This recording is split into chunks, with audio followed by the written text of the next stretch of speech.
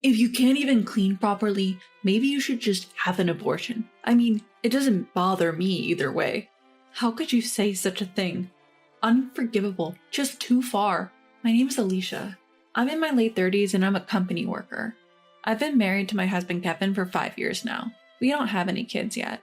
When we were getting married, Kevin said, "We're not getting any younger and we both want kids, so I'd like you to stay at home and quit your job." But I just couldn't give up my current job, so we've both been working. Now Kevin understands how I feel and we're living harmoniously, sharing household chores. Even the notion of moving in with my in-laws was brought up once. My mother-in-law used to be a teacher. She said that when Kevin and I have a child, she'll help so I can continue working while raising the child. Her parents helped her when she was raising her children while working, and she wanted to pass on the support. For now, we're leaving things at, we'll think about it once we're blessed with a child. Kevin is quite dominant and expects me to follow a step behind him, especially around his family. Despite that, he is inherently kind and we maintained an equal relationship at home. Lately, my health has been less than stellar. My stomach has been upset, I've been suffering from dizzy spells, and I'm irritable. At the end of my workday, I'm exhausted and I can barely manage the household chores. Kevin has been very concerned despite being tired from his own work. He helps with my share of chores, asks me what I feel like eating, and even goes out of his way to buy it. However, my health kept deteriorating, so he said, "You should see a doctor. If it's too much to go alone, I'll accompany you. I'm worried, please." He accompanied me to the doctor, and it turned out that I was pregnant. The cause of my poor health was morning sickness. Both Kevin and I were overjoyed at our long-awaited pregnancy. We thought this morning sickness would surely calm down soon. However, even after a month, 2 months, my morning sickness did not subside. I learned that the severity and duration of morning sickness vary greatly among individuals, and some people even suffer from it until they give birth. My health worsened day by day. I managed to go to work, but I could no longer do any housework after returning home. Seeing this, Kevin began to grow cold towards me. "Why isn't your morning sickness over yet? It's not an illness, is it? Are you pretending to suffer so you can slack off from housework?" "I don't know why either. Why would you say such terrible things? That's harsh." "My mother said she never had morning sickness. My colleagues at work said it was over quickly and they were doing housework. Alicia, you're just being lazy. If you toughen up, you won't feel morning sickness, right? You're lacking determination." I wanted to argue back at Kevin, who compared me with his mother and others, accusing me of slacking off, but I didn't have the energy to do so at the time. I was coming home from work, barely managing the household chores, while feeling dizzy and sometimes vomiting in the toilet. Kevin would finish his share of the chores, then he'd lie on the sofa, watching TV and laughing while I was desperately trying to do the housework. Even when I asked for a little help, he would say, "At least take responsibility for your own work. Morning sickness isn't an illness. If you pull yourself together, you can handle it. It's only hard because you think it is. If you're like this with morning sickness, how will you manage childcare?" And wouldn't help me. After a while, Kevin fell asleep on the sofa and his smartphone slipped from his hand. The screen showed a message asking, "Has Alicia's slacking off habit been cured?" I was furious. Using Kevin's finger while he was sleeping, I unlocked the fingerprinted protected phone and I found numerous emails from my mother-in-law in the mailbox. "Has Alicia's slacking off habit been cured? She's just using morning sickness as an excuse to slack off. She's planning to slack off in her work and housework. You have to hit her hard." "I see. I'll tell her. I've never had morning sickness at all. As long as you're careful, you'll be fine." "I see. I'll tell Alicia too." Morning sickness is nothing compared to childcare, which is 100 times harder. I'm worried about what will happen after the baby is born if she's like this now. That's troublesome. They also talked about how I was too old and questioned whether a healthy child could be born. They even suggested Kevin should remarry a younger woman who would not suffer from morning sickness and would bear a healthy child. "You don't have such a partner in mind, do you?" "Oh, if you feel like it, I'll introduce her to you, okay? Her name is Mona. She's my student and she's 25 now. She admired me and became a teacher. She's so cute. It's fulfilling and it doesn't have to be a burden on you, Kevin. If it's Mona, I think she'll definitely do it if I ask her to live with me. I wouldn't mind if you introduced me to her." They even made plans for a meal with Mona, one of my mother-in-law's former students. Regularly, they were bad-mouthing me. I managed to take a picture of all the emails and save them when I had a chance to check Kevin's phone. I was stunned for a while and couldn't comprehend what I had seen, but I felt I understood why my husband had grown colder towards me. That day, I couldn't get out of the toilet from morning till evening. My morning sickness showed no signs of calming down, and my throat was sore from all the vomiting. I worried whether the baby in my belly was alright given my condition. Recently, I've barely been able to eat solid food and have just been managing to stay hydrated. Feeling my limit, I was about to call Kevin from the bathroom for help when he showed up at the bathroom door by chance. I'm really suffering today. Please take me to the hospital. Maybe an IV drip will make me feel better. Why are you fussing over a little morning sickness? It's already enough. I have plans today. Please don't bother me. I remembered today he had plans to dine with my mother-in-law and Mona. I wanted to tail them, but that seemed out of the question now. I plan to go out in the evening, but seeing you, Alicia, depresses me. I'm leaving now. I can't even relax in my own house. Just keep slacking off alone, alright? Why are you always so cruel? The child inside me is ours, Kevin. Can't you cooperate or help a little? If morning sickness prevents you from even cleaning properly, maybe you should just get rid of the child. I don't really care either way. You're choosing to have this baby, Alicia, right? Then stop complaining and handle your business. Just don't burden me, okay?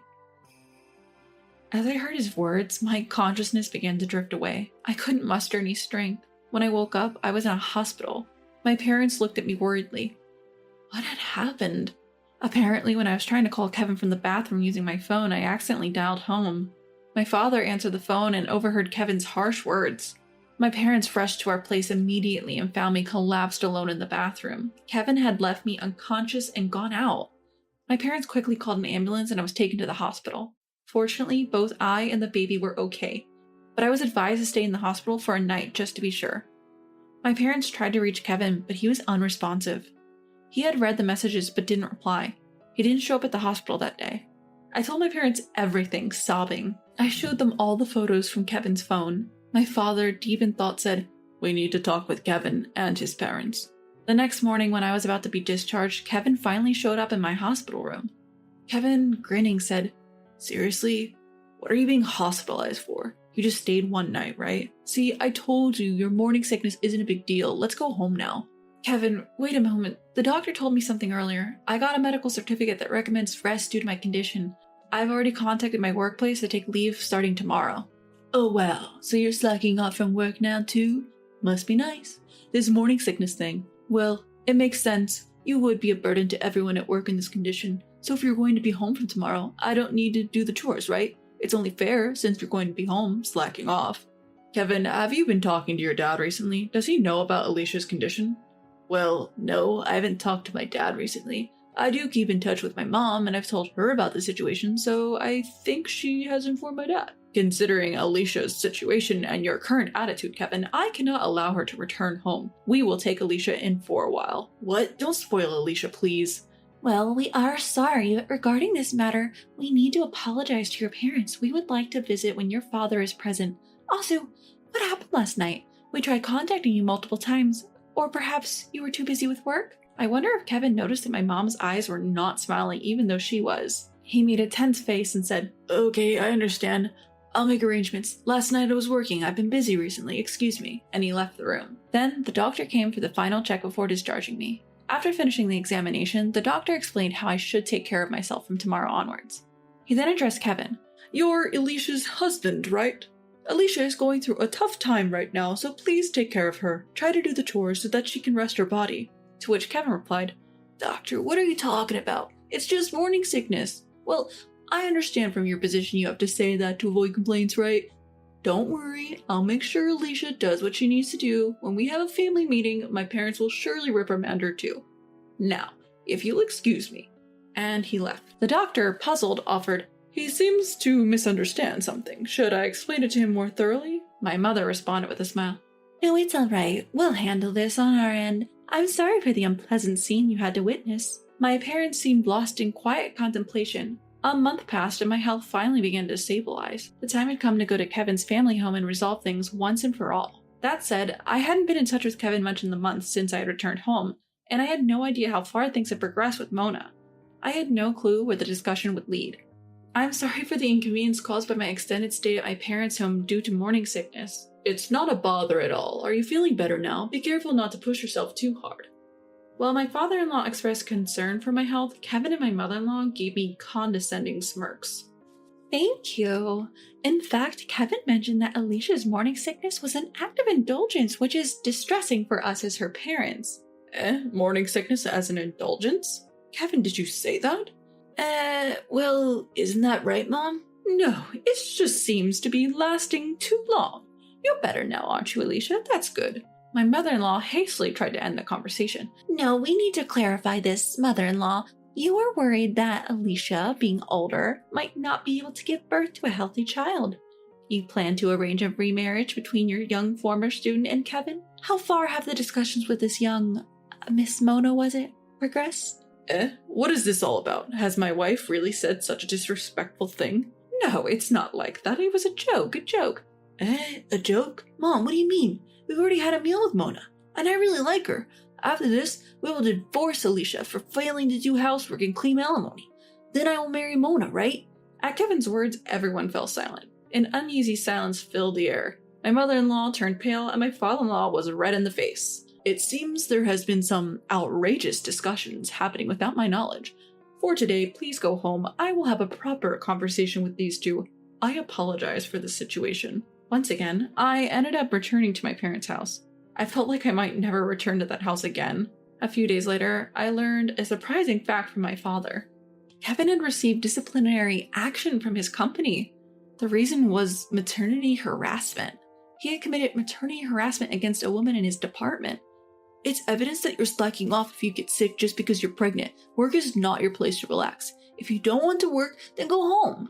He would assign heavy lifting tasks to visibly pregnant women. Can't you even do this? You're just a burden on the company. You should just quit already. You're a nuisance to everyone. Apparently, it was awful. There were several victims, and they seemed to have reported him to the company's compliance department. My father, who has connections with Kevin's company, apparently got the information. Kevin said, "But Mom taught me that. I just said what Mom said. What's wrong with that? I think the same way in my heart, but in public I pretend to be kind to pregnant women and worry about them if they're not feeling well. Don't you understand that?" Then you knew that even if you thought so, you shouldn't say it out loud to Alicia, right? Why did you say such a thing to Kevin? Why did you do something that would lead to their divorce? Kevin seemed to understand nothing, so I thought I could guide him to divorce. I thought Mona, being young, would listen to me. She admires me after all, and I'm sure she'll agree to live with us. Alicia is just too headstrong, and I don't prefer. It seemed my mother-in-law had arranged everything behind the scenes. My father-in-law didn't know anything, and Kevin was just a pawn in her game. Afterwards, I was incessantly contacted by Kevin. I was deceived by Mom. I was just misunderstood. I didn't know anything. Please forgive me. I will treasure you and our baby from now on. Oh, just the other day you were telling me to get rid of this baby, weren't you? It's too late to start caring now. We're getting a divorce. Please live happily with Mona. We had this back and forth many times. Kevin's words, "just get rid of it," that I had heard while I was fainting deeply wounded my heart. It was something I simply couldn't forgive. On the other hand, I learned that Mona was not aware of Kevin's marital status and had only agreed to have dinner with him, because my mother-in-law suggested it, assuring her it would avoid complications at work. Apparently, she didn't become a teacher because she admired my mother-in-law, nor did she hold any particular affection for her. When she found out about my mother-in-law's manipulations, she was genuinely shocked and looked down on her. She had just been unwittingly dragged into all of this. I was worried that getting a divorce would be difficult, but my father-in-law stepped in. He scolded and persuaded both Kevin and my mother-in-law, and we were able to finalize the divorce. I deeply regret that Kevin hurt you in such a difficult time of pregnancy. As a father, I feel extremely guilty. I am also sorry for my wife's actions and for not having monitored her properly, which caused a great deal of discomfort. He apologized from his heart. He paid for Kevin's alimony and child support in a lump sum, and apparently planned to make Kevin repay him in installments. I was able to smoothly finalize the divorce thanks to you, father-in-law. Please come visit us when the baby is born. I'd love to, but hold off for now. I need to straighten out Kevin and my wife and keep a close watch on them. Besides, if they found out I was secretly meeting you, they might go off the rails again. I don't want to expose you or my grandchild to any more danger. Kevin resigned from his job, which he had been disciplined at. He said it was too hard to stay at the company. He tried to find another job, but seemed to be having a hard time sticking to one. He's living with his mother under his father's watchful eye, and it seems he's having a rough time. Rumors about Mona's situation spread in my mother-in-law's workplace, and it seems everyone is giving her strange looks. The teaching world is a rapid turnover of school reassignments every 3 to 8 years, which apparently makes it easier for rumors to spread. Even without this rumor, my mother-in-law was already a dubious person, so people around her were likely thinking she might do something like this. I wonder if she was shocked to find out that Mona, whom she thought admired her, actually disliked her. Lately, she seems to have become very quiet at work. After safely giving birth to a girl, as expected, Kevin pleaded, "Please let me see my daughter. I have a right since I'm paying child support." I responded formally. Child support payments and visitation rights are separate legal obligations and not exchangeable. We decided during the divorce that you would pay child support and we would not have visitation. Therefore, I declined your request for a visit. After that, he stopped contacting me. However, sometimes I wonder if it was right to deprive my child of her father based on my feelings. After all, it was my mother-in-law who was the real mastermind, and Kevin was merely brainwashed. When I confessed this story to my mother, she said, "Indeed, Kevin is a kind person, but I wonder, who is he the kindest to? If he's kindest to you and his daughter, it might be okay to let him see her. What do you think? Indeed, Kevin is kind, but he's the kindest to himself. Or rather, he's only kind to himself. That's why when I was sick and became a burden to his life, he was filled with negative feelings towards me and ended up going along with my mother-in-law's plan. I can't trust a person who pushed me away when I was weak and needed help. I might ask my daughter if she wants to meet him when she's old enough to have her own opinions, but until then, I don't plan to let her see him." My world completely changed after my daughter was born. Parenting is really fun, but it's also very challenging. I plan to take maternity leave for a while to focus on parenting, and then return to work after leaving my daughter at daycare. I decided to live at my parents' house during my maternity leave. I'm considering finding an apartment near my parents' house where I can live with my daughter soon. Since then, I secretly contacted my father-in-law and asked him to visit us once without informing Kevin. Seeing him carefully and tenderly lift my daughter in his arms, I couldn't help but wish he could visit more often. He didn't take any photos of my daughter. He said if he took any, he might keep looking at them at home and then his wife and Kevin would find out. Instead, I took a lot of pictures of him and my daughter together. I plan to make an album and present it to him one day. I'm incredibly fortunate. I have the support of my parents and a job to return to. Sometimes I wonder what would have happened if my morning sickness had been lighter and I had continued to live with Kevin. Would he have cooperated with me when childcare became difficult, thinking of our daughter and working together to overcome challenges? Would he have risked his own life to protect our daughter when danger loomed? When I think about this, I feel glad that my severe morning sickness exposed Kevin's true character early on. Maybe it was my daughter who made me aware of this. From now on, I plan to appreciate the kindness of those around me and move forward with my daughter, looking ahead.